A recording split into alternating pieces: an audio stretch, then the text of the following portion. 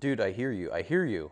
Do you though? I mean, you say that, but look, no, I do. I do. I just don't want to do it that way. Well, you have to make up your mind. I mean, do you want to get out of there or do you want to be stuck in indie ball forever? I'm just saying that if I'm good enough, like they'll find me. No, you say that, but they're not going to. Like I can tell you from the future, they're not going to. So you can argue with me about it. And what's frustrating is that this isn't how you are in any other aspect of life. So you're saying that I have to market myself to pro scouts. Yes, that's what I'm saying. I mean, look, the reality is that you're going to play reasonably well. You're going to have marketable tools, but they're not just going to come out and find you. And, you know, your coaches are going to do some amount of marketing. They're going to talk to scouts positively when they are asked, but are they going to beat down their doors? No. I'm just saying, if I pitch well enough, they're going to find me. Like, that's what scouts do. That's their job. Like, they're going to find me. I don't need to go out tweeting about myself and emailing everyone in the major leagues. Like, I just don't. Like, they're paid to find people like me. I understand the mindset. I get it. But at the same time, you just don't understand the idea that people have to be walked down the road to make a decision. And this is something I've learned years in advance of you, the hard way as an entrepreneur. You have to tell people literally what you want them to do, what it is that they want, and in your position, you have to tell them that they should sign us.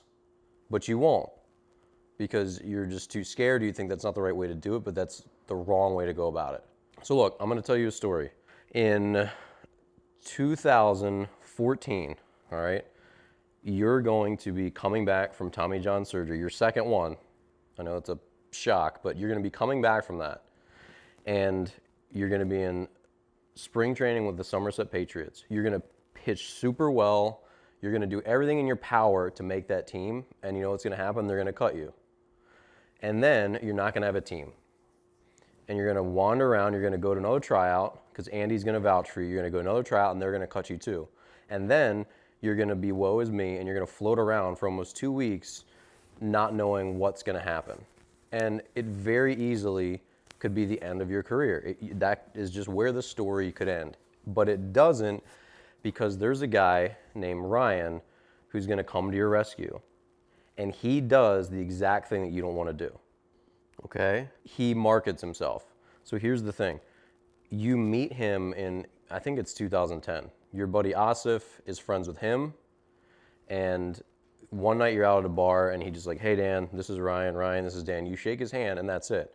But because you started your blog, he's going to come back and end up vouching for you. So when you are released from Somerset, you're going to send this email newsletter out that you start in 2012. And in 2012, you're going to just like ask all of your friends and your family, and you're going to put on your blog, and you're going to say, hey, if you want to track me during the season, all you have to do is sign up for this email newsletter that I have. So every week I'll send you out a newsletter. It's going to be called You're My Boy Blue, and it'll just give you an update rather than everyone texting you, because that's going to be just a lot of people, and you're going to be too tired at the end of the night to say, yeah, I didn't pitch well, or I did pitch well, or whatever. So this email is going to go out, and every week people will get it and they'll know what you're doing.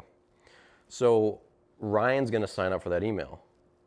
And when you get released from Somerset, he's going to shoot you an email. He's going to text you and he's going to say, hey Dan, I saw you got released.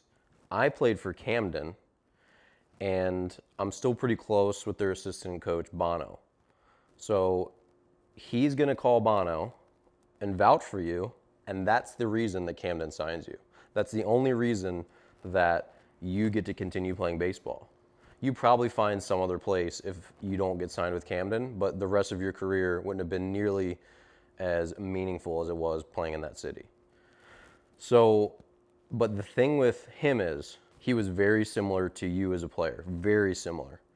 He threw a little bit harder than you. He like kept adding velocity as he went, but when he entered the Frontier League, just like you did, he was 89 to 91. You were a little harder than that. He kept throwing harder. He kept training.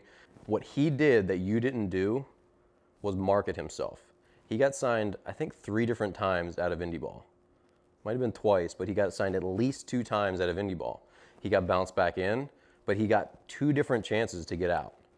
And that was because every winter he spent his offseason emailing every scout that he could find, telling them about himself, telling them that he wanted to play for their organization.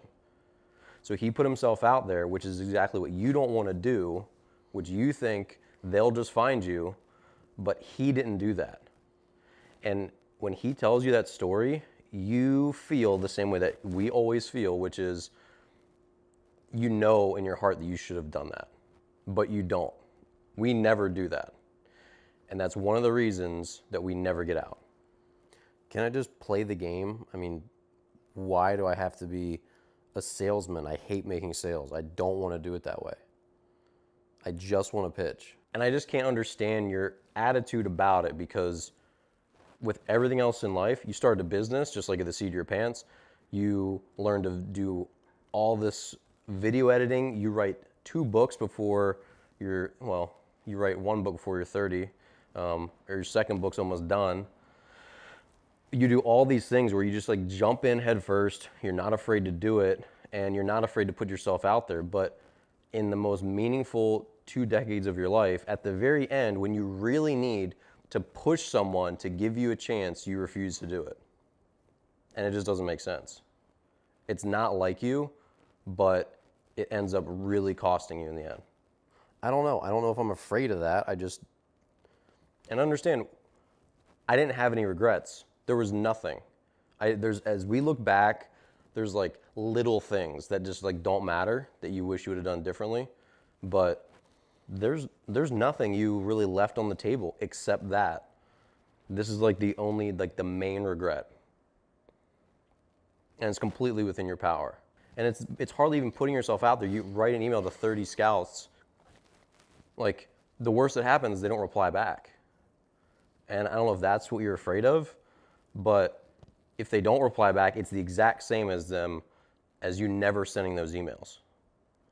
But the only way that you have a chance of getting out is by being proactive and telling people who you are, why they should want you, and that you're good enough, which you are. You just have to be your biggest fan and your own advocate. And even though no one believes in themselves more than you do, you have to be a better advocate for yourself. That's the only regret that we have.